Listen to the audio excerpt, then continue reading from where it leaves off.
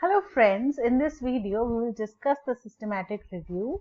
A systematic review, as the name suggests, is systematic. Generally it is based on the chronological order or the year-wise summarization of the research findings. It also specifies why you have included a particular research paper in your review and why you have excluded any if you have.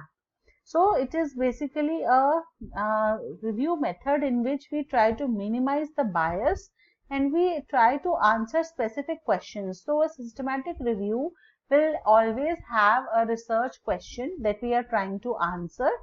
And one methodology is the PRISMA methodology. You can find a video of PRISMA methodology on my channel, and it has a structured protocol. The strengths of this method is it is reproducible in nature. If anybody will try to reproduce or do the similar kind of work, then they will definitely be able to regenerate it. And it needs a lot of expertise and it is time consuming in nature.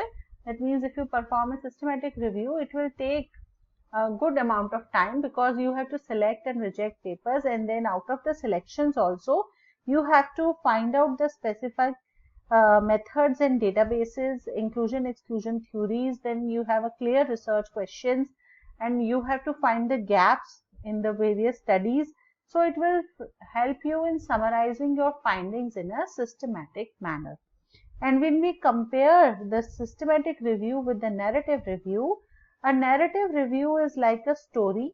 It is broad and descriptive, whereas a systematic review is rule-based, it is specific and evidence-driven.